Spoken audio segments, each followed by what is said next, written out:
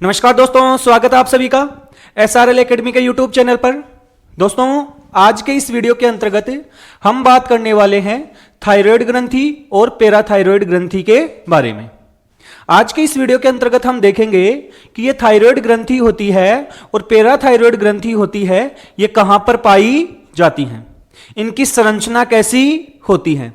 इसके साथ साथ में हम ये देखेंगे कि इनसे कौन कौन से हार्मोन होते हैं वो स्रावित किए जाते हैं और ये हार्मोन होते हैं हमारे शरीर के अंदर क्या क्या कार्य करते हैं। तो ये सब कुछ आपको आज के इस वीडियो के अंतर्गत देखने को मिलने वाला है। इस कारण वीडियो को पूरा जरूर देखें और साथ साथ में अगर आपको हमारा ये वीडियो अच्छा लगे तो वीडियो को लाइक और शेयर जरूर करें और इसके अलावा हमारे चैनल को सब्सक्राइब भी जरूर करें। तो सबसे पहले हम बात करते हैं थायराइड ग्रंथि के बारे में। देखो, हम बात करें किसके बारे में? थायराइड ग्रंथि।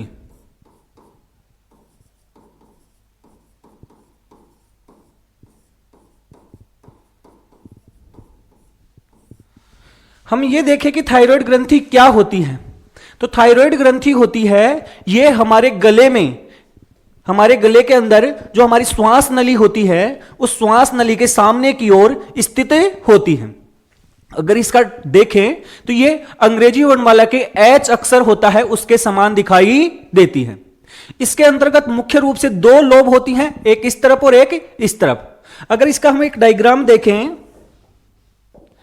अगर हम थायराइड ग्रंथि का क्या देखें? डायग्राम।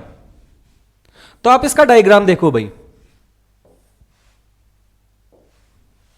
यह मनुष्य का क्या है? गला। और गले में यह क्या होती है? श्वास नली। श्वास नली के सामने की ओर, श्वास नली के सामने की ओर ये एक हमें H अक्षर के समान, अंग्रेजी वर्णमाला का H अक्षर होता है उसके समान, या हम बोले तितली के समान, तितली के पंख होते हैं उसके समान एक ग्रंथि दिखाई दे रही है। और ये जो ग्रंथि है इसी ग्रंथि को हम बोलते हैं थायराइड ग्रंथि। अगर इसको हम अलग से देखें तो ये आपकी क्या है? थायराइड ग्रंथि है। क्या है भाई? थायराइड ग्रंथि है। इस थायराइड ग्रंथि के अंतर्गत दो पालियां या लोब पाई जाती हैं। क्या होती हैं भाई? दो पाली या लोब होती हैं।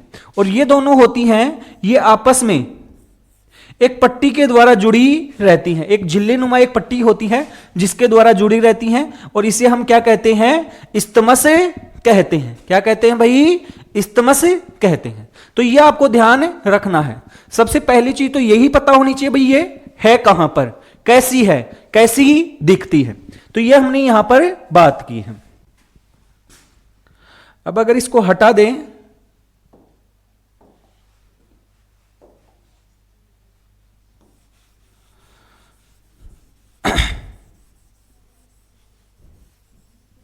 तो हमने थायराइड ग्रंथि के बारे में क्या क्या देखा भाई? सबसे पहली बात तो हमने ये देखी कि ये थायराइड ग्रंथि है। थायराइड ग्रंथि ये कहां पर पाई जाती है? गले में होती है। कहां पर पाई जाती है? गले में। इसके अलावा गले में भी कहां पर है? श्वास नली के ऊपर, श्वास नली के ऊपर होती है। इसके अलावा और क्या बात करें?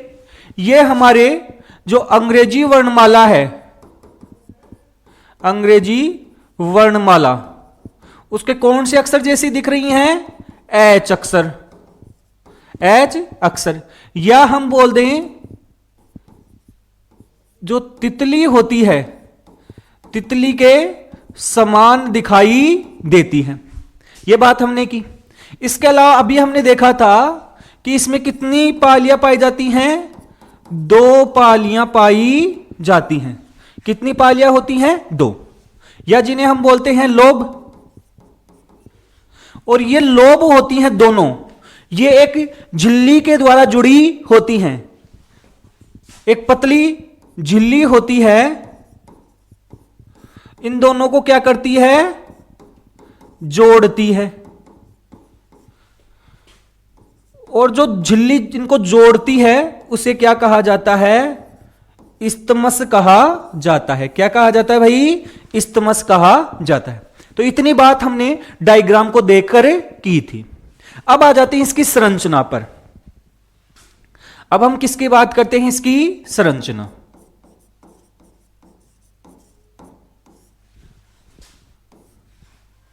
देखो, मैं थायराइड ग्रंथि का एक नॉर्मल डायग्राम बनाता हूं।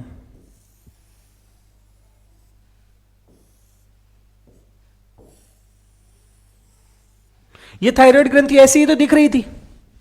इस थायराइड ग्रंथि के अंतर्गत आपकी कुछ कोशिकाएं होती हैं, और ये जो कोशिकाएं होती हैं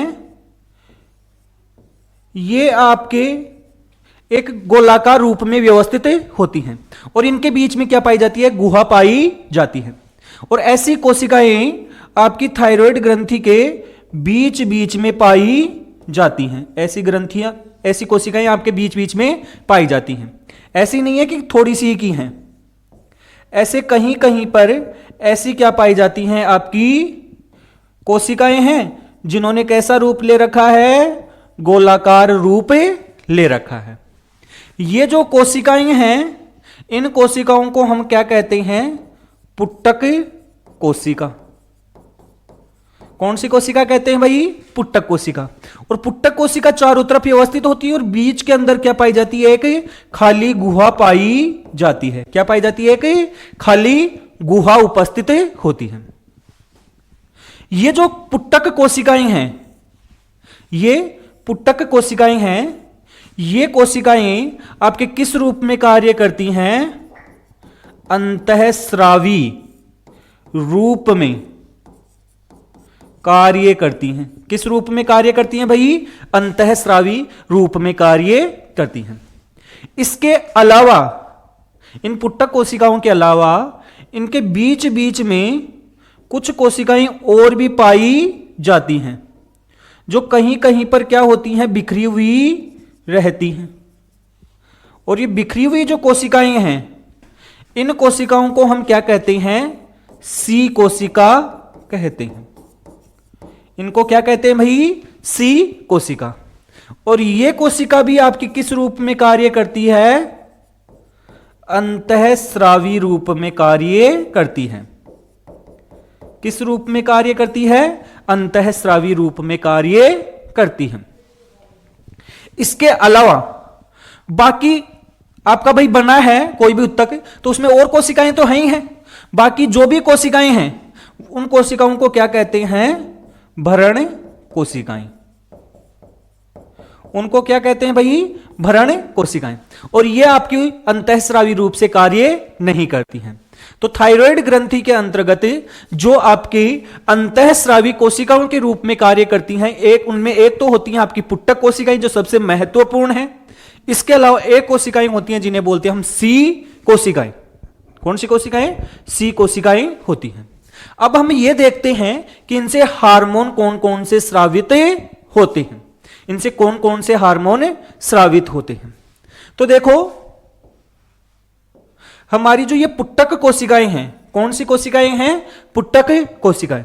इन कोशिकाओं से एक हार्मोन तो स्रावित हो रहा है हमारा T3, और दूसरा हार्मोन स्रावित हो रहा है जिसे हम बोलते हैं T4। तो इन पुट्टक कोशिकाओं से कितने हार्मोन स्रावित हो रहे हैं? 2। एक तो T3 हार्मोन और एक होता है T4 हार्मोन। जबकि जो हमारी ये सी कोशिका होती है, कौन सी कोशिका होती है? सी कोशिका। इससे आपका एक हार्मोन स्रावित होता है जिसका नाम होता है कैल्सीटोनिन। कौन सा हार्मोन होता है? कैल्सीटोनिन, जिसे शॉर्ट में TCT कहा जाता है। क्या कहा जाता है? TCT।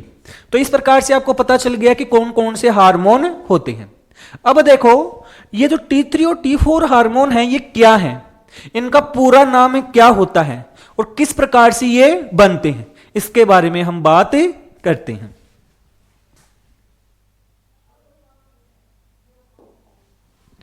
अब देखो, हम बात करते हैं किसकी? T3 व T4 हार्मोन। ये हार्मोन बन कौन सी कोशिकाओं से रहे हैं? अभी आपको बताया था पुट्टक कोशिकाओं से। कौन सी कोशिकाओं से? पुट्टक कोशिकाओं से इनका क्या होता है? निर्माण होता है। देखो T3 होता है ना, इसका तो पूरा नाम होता है ट्राई आइडो थायरोनिन। क्या नाम है? Try आइडो thyronine.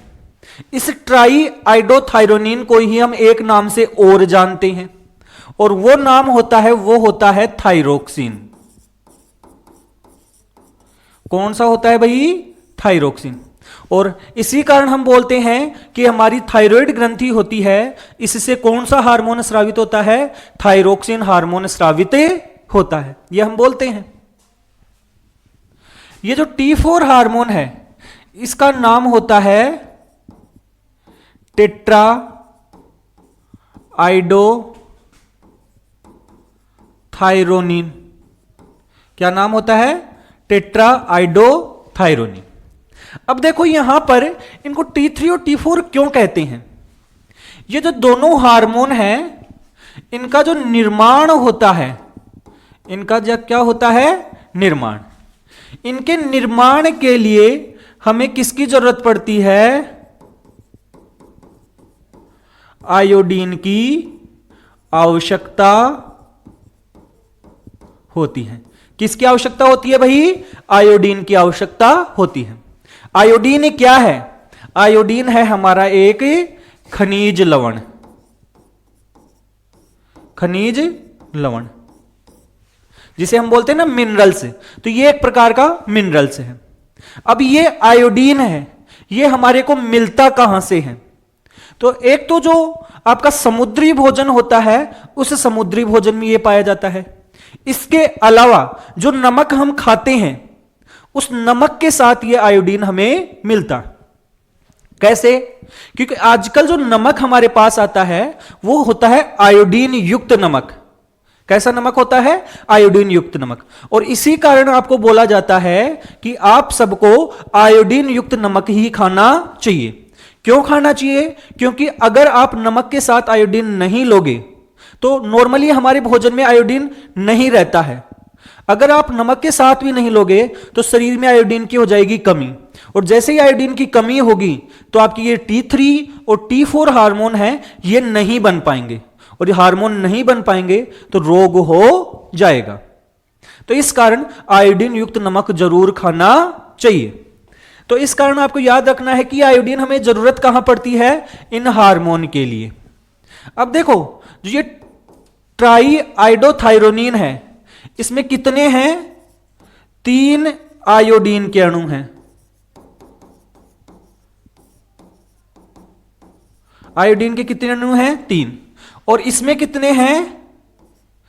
4।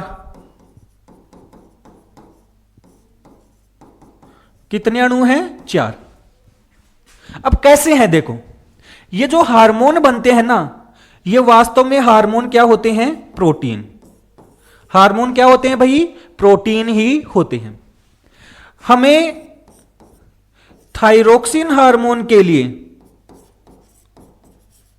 थायरोक्सिन हार्मोन के लिए एक एमिनो अम्ल चाहिए होता है। हालांकि चाहिए तो और भी, लेकिन सबसे मुख्य एक एमिनो अम्ल चाहिए, मुख्य एमिनो अम्ल, और वो चाहिए होता है हमें टायरोसिन। कौन सा एमिनो अम्ल चाहिए होता है? टायरोसिन एमिनो अम्ल चाहिए होता है। और इस टायरोसिन के साथ में क्या जुड़ता है आपका? आयोडीन। क्या जुड़ता है? आयोडीन। और उससे आपका क्या बनता है भाई? मेनली आपका बनता है ये हार्मोन। अगर 3 जो आयोडीन के अणु जुड़े हैं तब तो बन जाएगा आपका ट्राई आइडोथायरोनिन, और अगर 4 जुड़े हैं तो बन जाएगा आपका टेट्रा आइडोथायरोनिन। इन दोनों में से सबसे मुख्य जो हार्मोन है, मुख्य हार्मोन, अगर आपसे पूछ लें कि T3 में और T4 में दोनों में सबसे महत्वपूर्ण कौन सा है, ज्यादा महत्वपूर्ण कौन सा है, तो वो हार्मोन होता है T3 हार्मोन। और इसी कारण तो आपको T3 को ही क्या बोला था हमने? थायरोक्सिन हार्मोन बोला था। तो यह आपको ध्यान होना चाहिए कि ये हार्मोन होते हैं वो क्या होते हैं, कैसे बनते हैं, इनके लिए हमें आयोडीन की जरूरत क्यों पड़ती है। और इसके अलावा यह चीज भी ध्यान रख लेना भाई, इनमें कौन सा एमिनो अम्ल सर्वाधिक मात्रा में पाया जाता है, किसमें, T3 और T4 में। तो अब तक आप यह समझ चुके हैं कि हमारी थायराइड ग्रंथि क्या होती है, इसके अलावा इससे कौन कौन से हार्मोन स्रावित होते। अब इसके बाद में हम यह देखते हैं कि इन हार्मोनों से क्या कार्य होता है, हमारे शरीर में ये हार्मोन क्या क्या काम करते हैं। तो चलो हम बात करते हैं कार्य की।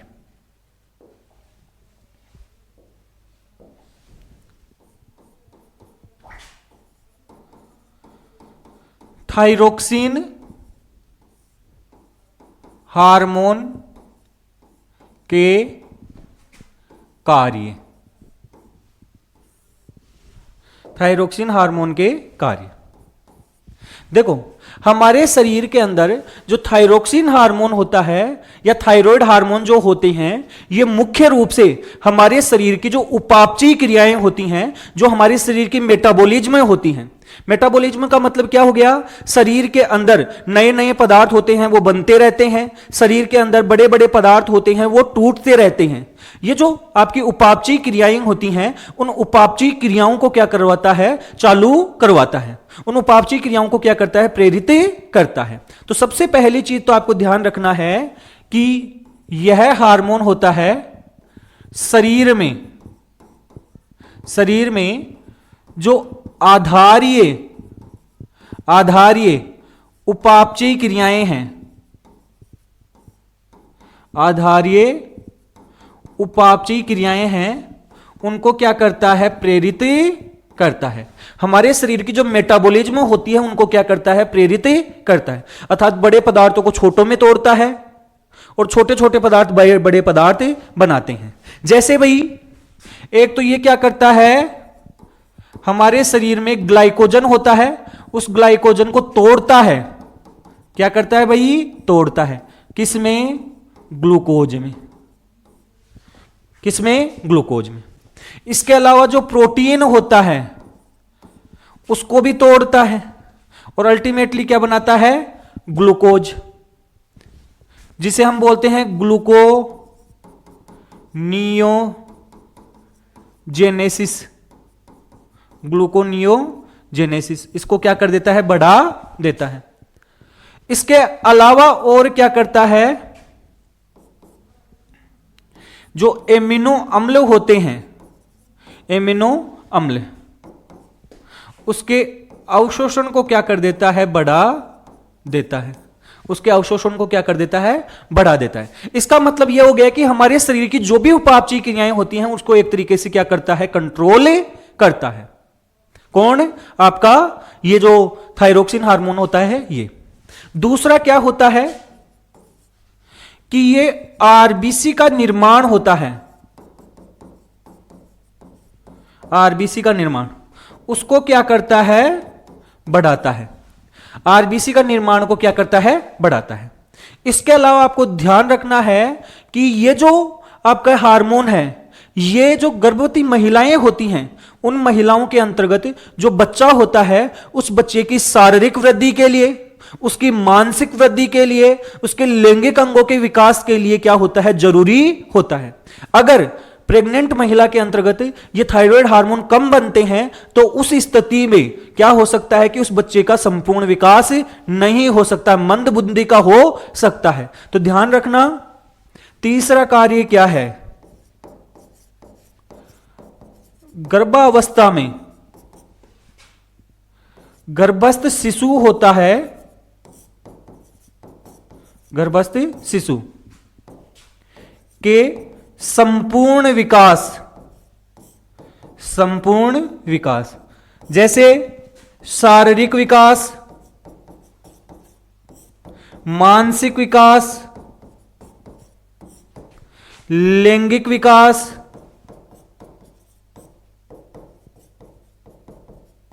इनको क्या करता है, प्रेरित करता है। तो यह आपको ध्यान रखना है कि मुख्य ये हमारे शरीर में क्या कार्य करता है।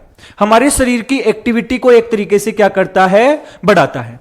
इसके अलावा और क्या कार्य करता है, यह हमारे शरीर के अंतर्गत जो विद्युत अपघट्य होते हैं,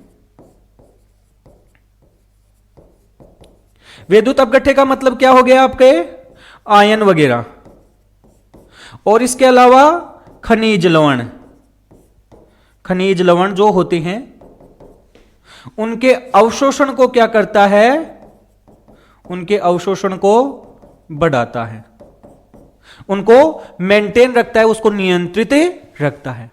ये सारे के सारे कार्य होते हैं, ये किसके होते हैं, हमारे थायरोक्सिन हार्मोन के कार्य होते हैं। तो ये हमने देख लिया कि ये क्या काम है, करता है। अब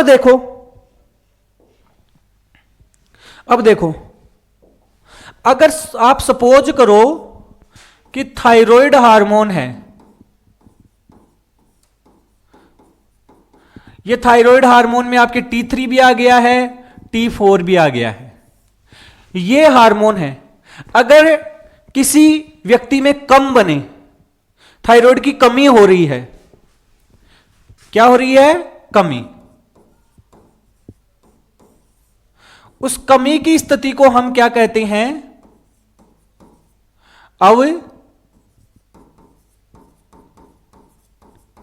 अवथायरॉइडता, या इसे हम बोलते हैं हाइपोथायरोडिज्म।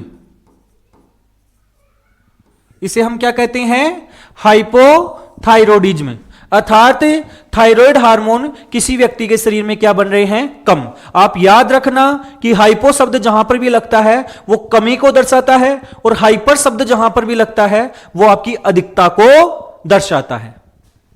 तो अगर कम बनेगा तो क्या होगा, एक तो देखो इससे हो सकता है कौन सा रोग, एक हो सकता है गलगंड रोग, गलगंड रोग भी बोलते हैं, इसे घेंगा रोग भी बोलते हैं, और इसे गोइटर भी कहते हैं। क्या कहते हैं भाई, गोइटर। ये कब होता है, देखो हमारा थायराइड हार्मोन है, उसके लिए जरूरी है क्या, आयोडीन। अगर आयोडीन ही प्रॉपर मात्रा में नहीं मिल रहा है तो आपका थायराइड हार्मोन की कमी हो जाएगी, और जब आयोडीन की कमी हुई, थायराइड की कमी हुई, तो गले के अंदर जो हमारी कौन सी ग्रंथि होती है, ये थायराइड ग्रंथि होती है, ये क्या होने लग जाती है, फूलने लग जाती है। इसमें एक तरीके से सूजन आ जाती है और गला फूला हुआ दिखाई देता है, और फूले हुए गले की जो स्थिति होती है उसे हम क्या कहते हैं, गलगंड रोग कहते हैं, जैसा कि आप इस डायग्राम के अंतर्गत देख सकते हैं।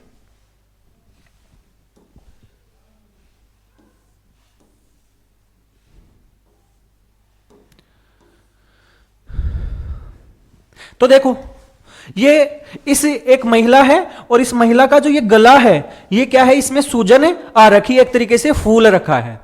इस स्थिति को क्या कहते हैं, गलगंड रोग या घेंगा रोग, या जिसे हम बोलते हैं गोइटर रोग। और ये किस कारण हुआ है, क्योंकि आयोडीन की कमी हो गई थी, और जब आयोडीन की कमी हो गई थी तो उस स्थिति में थायराइड हार्मोन है वो भी कम मात्रा में बनने लग गए थे, और जब थायराइड हार्मोन कम मात्रा में बनने लग गए तो गले के अंदर ये थायराइड ग्रंथि क्या हो जाती है, सूज जाती है, एक तरीके से ये फूल जाती है, और इसी स्थिति को हम क्या कहते हैं, गोइटरे कहते हैं। तो यहां पर आप देख सकते हो। तो एक तो कौन सा हो सकता है भाई, गोइटर हो सकता है। दूसरी कौन सी कंडीशन हो सकती है, एक कंडीशन होती है जिसे बोलते हैं क्रेटेनिज्म। क्या बोलते हैं, क्रेटेनिज्म। इसका मतलब हो गया मानसिक मंदता।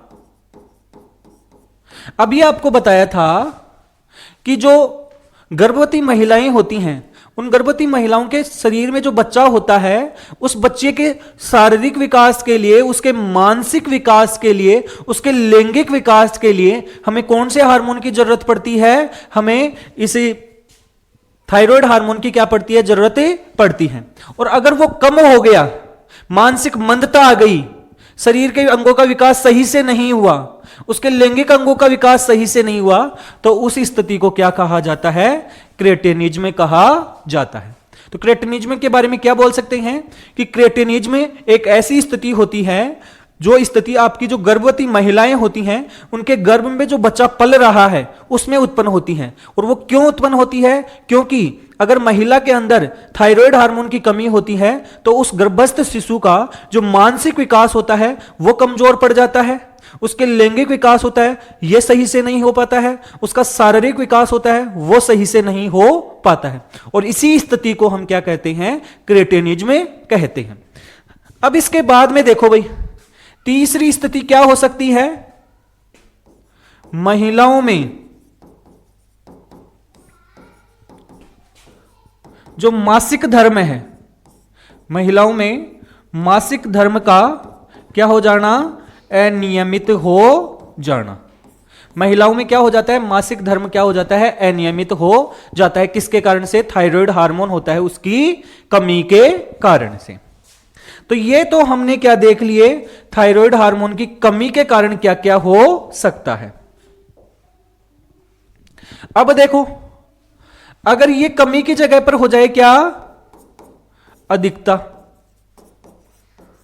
क्या हो जाए भाई? अधिकता। अधिकता होगी तो उस स्थिति को क्या कहेंगे? जैसे इसको कहा था हाइपोथायरॉयडिज्म, इसे कहेंगे हमें हाइपर थायरॉयडिज्म। क्या बोलेंगे? हाइपर। हाइपर का मतलब ही क्या होता है? ज्यादा। हाइपर का मतलब क्या होता है? ज्यादा। तो इस स्थिति में जो थायराइड हार्मोन है ये ज्यादा स्रावित होने लग जाता है। अब देखो, जब थायराइड हार्मोन ज्यादा स्रावित होता है तो हमारी उपापचयी क्रियाएं बढ़ जाएंगी।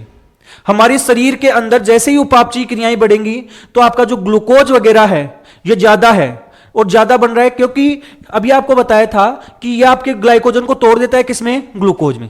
ज्यादा एटीपी का उत्पादन हो रहा है, शरीर में एकदम ऐसी आ गई है कि अब मैं क्या करूं, कुछ ना कुछ करूंगा। ऐसे शरीर बहुत ज्यादा एक्टिव हो गया है, हाइपर एक्टिव हो गया है। और ऐसे व्यक्ति की आंखें होती हैं वो भी बाहर दिखने लग जाती हैं, वो बाहर दिखाई देती हैं, और उस स्थिति को हम क्या बोलते हैं? नेत्र सेंधी गलगंड। हृदय की धड़कन होती है वो बढ़ जाती है, उसको लग रहा है कुछ ना कुछ करूं। यही स्थिति है कौन सी? Hyper thyroidism. और इसके अंदर क्या हो जाता है आपका? नेत्र सेंधी गलगंड रोग। कैसा रोग हो जाता है भाई? नेत्र सेंधी गलगंड रोग। इसी को हम एक नाम से और जानते हैं, ग्रेवर्स रोग, जिसमें आपका क्या होता है कि जो ग्रेवर्स रोग होता है इसके अंतर्गत आपकी ये थायराइड हार्मोन अधिक होता है। अगर इसका एक हम डायग्राम देखें, आप देखना ये स्थिति हो जाती है।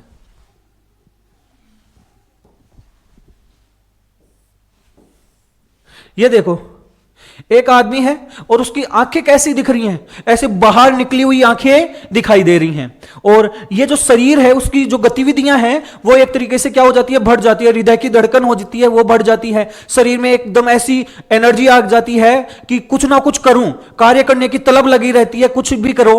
वो सब कुछ इस कंडीशन में होता है। हार्ट रेट बढ़ जाती है, आपका किडनी का फंक्शन बढ़ जाता है, ये सब कुछ होने लगे जाता है। तो ये कौन सी स्थिति होती है आपकी? नेत्र सेंधी गलगंड। कौन सा कहते हैं इसे? नेत्र सेंधी। देखो आंखें बाहर दिखाई दे रही हैं, नेत्र सेंधी गलगंड, या इसे क्या कहा जाता है? ग्रेवर्स रोग कहा जाता है। तो ये तो हमने किसके बारे में देख लिया? थायरोक्सिन हार्मोन के बारे में। अभी आपको एक बात बताई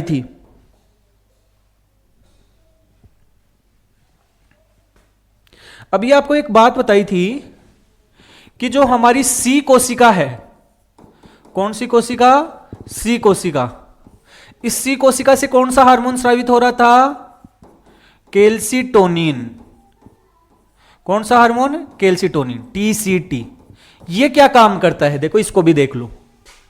कैल्सिटोनिन होता है, इससे क्या होता है आपका? रक्त में कैल्शियम है, इसको क्या करता है? कम करता है। रक्त में कैल्शियम की मात्रा को क्या करता है? कम। भाई जब रक्त के अंदर कैल्शियम की मात्रा बढ़ जाती है उस स्थिति में यह क्या करता है? कम। तो एक प्रकार से यह कैल्शियम का क्या करता है?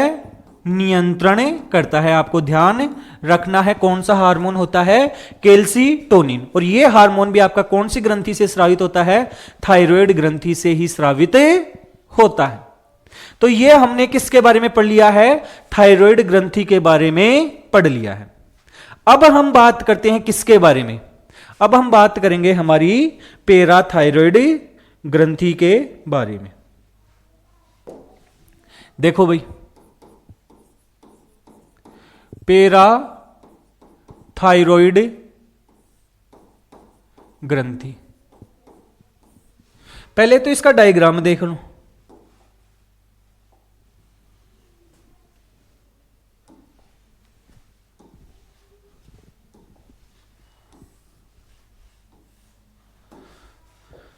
देखो, ये तो हमने पढ़ी थी थायराइड ग्रंथि जो सामने की तरफ होती है, लेकिन थायराइड ग्रंथि के पीछे की साइड में, अगर पीछे की साइड से देखें तो ऐसा दिखाई दे रहा है। और इस पीछे की साइड के अंतर्गत आपकी 4 होती हैं, वो क्या पाई जाती हैं, पैराथायराइड ग्रंथियां पाई जाती हैं। ये वास्तव में आपके थायराइड ग्रंथि के पीछे की ओर ही स्थित होती हैं।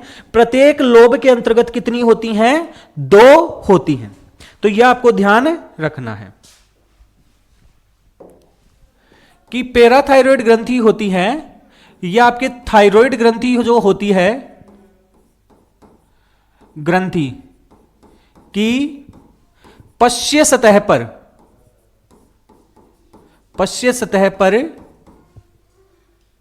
उपस्थित होती हैं, कितनी होती हैं, 4, या हम बोल दें 2 जोड़ी। कितनी होती हैं, 2 जोड़ी।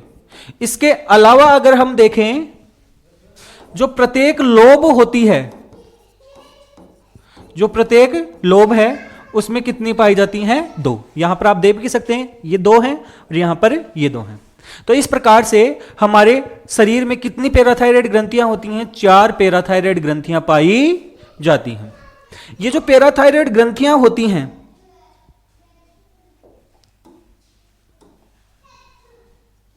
ये जो पैराथायराइड ग्रंथियां होती हैं, ये कौन सा हार्मोन स्रावित करती हैं, तो इनसे एक हार्मोन स्रावित होता है, भाई ध्यान रखना। और वो हार्मोन होता है, उसे हम बोलते हैं पेराथ हार्मोन। पेराथ हार्मोन कौन सा हार्मोन होता है, पेराथ। और पेराथ हार्मोन होता है, इसको शॉर्ट में कहा जाता है पीटीएच, पेराथ हार्मोन। यह हार्मोन क्या करता है, देखो अभी आपको एक हार्मोन बताया था कैल्सीटोनिन। कौन सा हार्मोन बताया था, कैल्सीटोनिन। कौन सी कोशिका से, सी कोशिका से। कौन सी कोशिका से, सी कोशिका से। सी कोशिका से स्रावित हो रहा था। और यह क्या कर रहा था, हमारे रक्त में कैल्शियम को क्या कर रहा था, कम।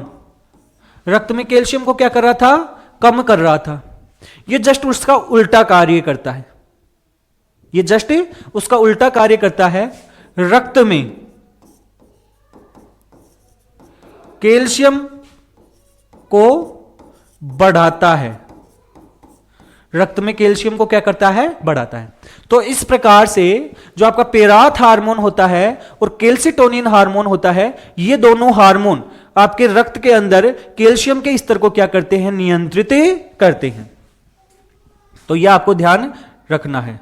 तो एक तरीके से रक्त में कैल्शियम की मात्रा होती है, उसका क्या करता है, नियंत्रण करता है। कौन सा हार्मोन है, ये पीटीएच हार्मोन। और इसके साथ साथ में और कौन महत्व देता है, आपका कैल्सीटोनिन हार्मोन। ये कैसे मेंटेन करता है, रक्त के अंदर कैल्शियम की मात्रा को बढ़ाता कैसे है, देखो, और घटाते कैसे हैं। देखो, एक तरफ हम देख लेते हैं पीटीएच हार्मोन। कौन सा हार्मोन है, पीटीएच। और दूसरी तरफ कौन सा है हमारा, कैल्सीटोनिन। देखो, ये पीटीएच हार्मोन है, रक्त में कैल्शियम को क्या करता है, बढ़ाता है। और ये क्या करता है, रक्त में कैल्शियम को घटाता है। ये तो आपको समझ में आ गया। ये बढ़ाता कैसे है, देखो, एक तो ये क्या करता है कि हमें आपका जो भी खाना खाते हैं, जो भी हम खाना खाते हैं, तो खाना खाया तो हमारी आंतों के अंदर कैल्शियम के अवशोषण को बढ़ाता है। तो एक तो कैसे बढ़ाएगा, आंतों से कैल्शियम के अवशोषण को बढ़ाता है।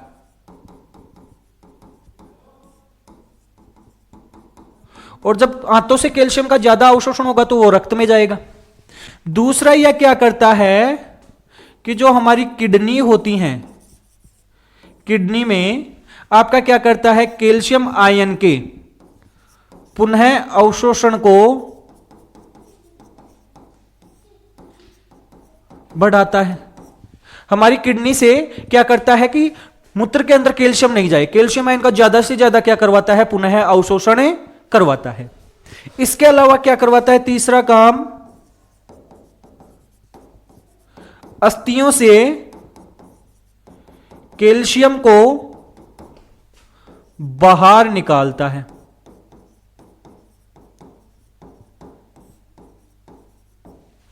क्या करता है, बाहर निकालता है। तो यह आपको ध्यान रखना है कि इन तीन तरीकों से हमारा जो पेराथ हार्मोन होता है, यह रक्त के अंदर कैल्शियम के स्तर को क्या करता है, बढ़ाता है। और बाकी ये क्या करता है, कम। अब कैसे कम करेगा, ये जस्ट उसके उल्टे कार्य करता है। मेनली आपकी अस्थियों में से कैल्शियम को बाहर नहीं निकलने देता है। कौन सा, आपका कैल्सिटोनिन हार्मोन। तो यह आपको ध्यान रखना है कि किस प्रकार से हमारे रक्त में कैल्शियम के स्तर का क्या किया जाता है, नियंत्रण किया जाता है। इससे संबंधित अगर आप एक रोग देखो तो जिसे हम बोलते हैं टिटेनी रोग। कौन सा रोग बोलते हैं, टिटेनी। और ये टिटेनी रोग होता है, ये पीटीएच हार्मोन होता है, इसकी कमी से होता है। टिटेनी रोग में क्या होता है कि हमारी जो मांसपेशियां होती हैं ना, वो एकदम से अकड़ जाती हैं, जकड़ जाती हैं, जिसे हम सामान्य भाषा में नॉर्मली बांटा आना कहते हैं। उस कंडीशन में हमारी मांसपेशियां एकदम अकड़ गई हैं। यही स्थिति आपकी क्या है, टिटेनी रोग की है। और यह रोग क्यों होता है, क्योंकि कैल्शियम की मात्रा सही प्रकार से नियंत्रित नहीं है। हमारे रक्त के अंदर कैल्शियम कम मात्रा में है, हमारी मांसपेशियों में रक्त कम मात्रा में है, जिसके कारण से यह रोग हो जाता है। तो ये टिटेनी रोग है, ये किससे संबंधित है, आपके पेराथ हार्मोन से संबंधित है। तो अब तक इस वीडियो के अंतर्गत हमने आपकी थायराइड ग्रंथि और जो पैराथायराइड ग्रंथि होती है उसके बारे में देखा है, इनकी संरचना को समझा है। इसके साथ साथ में इनकी आपके हार्मोन कौन से हैं, इनके कार्य क्या क्या होते हैं और इनसे संबंधित रोग कौन कौन से होते हैं, इनको भी हमने देखा है। तो आप सबको हमारा ये वीडियो है कैसा लगा है? अगर आपको ये अच्छे लगते हैं तो वीडियो को लाइक जरूर किया करो भाई, और इसके अलावा इसको शेयर भी किया करो, जिससे क्या होगा कि आप जैसे जो लोग हैं उन तक हमारी ये वीडियो पहुंचेंगे, उनको भी ऐसा फायदा पहुंचेगा और हमें भी फायदा मिलेगा। और साथ साथ में आप हमारे चैनल को भी सब्सक्राइब जरूर करें। धन्यवाद।